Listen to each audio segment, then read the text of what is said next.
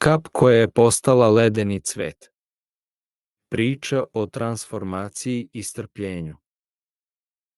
Na jednom listu biljke nalazila se mala kap vode po imenu Kapi. Ona je bistra i čista i volela je da se igra sa sunčevim zracima koji su prolazili kroz nju. Ali Kapi je želela nešto više. Jednog zimskog jutra Kapi je ugledala nešto prelepo, ledeni cvet na prozoru. Bio je savršen, sijao je svim bojama i izgledao kao magično čudo. Želim da postanem kao taj cvet, uzviknula je Kapi. Kapi je pokušala da se pretvori u ledeni cvet. Trzala se i naprezala, ali ništa se nije dešavalo.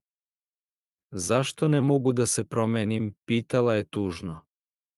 Vreme je prolazilo, a Kapi je i dalje bila obična kap vode. Vetar koji je duvao među granama čuo je Kapino pitanje. Kapi, šaputao je vetar, promena zahteva vreme i strpljenje. Voda se pretvara u sneg uz pomoć vremena i strpljenja. Ne možeš da požuriš prirodne procese. Kapi je shvatila da mora da bude strpljiva. Kako se temperatura polako spuštala, osjećala je kako se menja. Bilo je to suptilno, ali je znala da je proces počeo.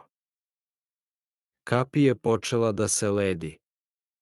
Prvo su joj ivice postale tanke i prozirne, a zatim se cela pretvarala u led. Bilo je to sporo i mirno, kao da priroda stvara umetničko delo. Dok se noć spuštala, Kapi je postajala sve ledenija. Formirala je kristale koji su sijali u mesečini. Svaki kristal bio je jedinstven i prelep, savršeno usklađen sa ostalima. Kada je sunce izašlo sledećeg jutra, Kapi se probudila kao prelep ledeni cvet. Imala je savršene latice koje su sijale svim bojama duge. Bila je još lepša nego što je zamišljala. Mala jelena, koja je prolazila pored biljke, ugledala je Kapi kao ledeni cvet. Kako je lepo, uzviknula je. Priroda stvara najlepša umetnička dela kada joj damo dovoljno vremena. Dok je sijala na suncu, Kapi je razmišljala o svojoj transformaciji. Shvatila je da su upravo strpljenje i poverenje u prirodni proces učinili mogućim njenu promenu iz obične Kapi u nešto magično. Kada je sunce počelo jače da greje, Kapi se polako topila. Ali sada nije bila tužna. Znala je da će, kada dođe sledeća zima, ponovo postati ledeni cvet. Priroda ima svoje cikluse.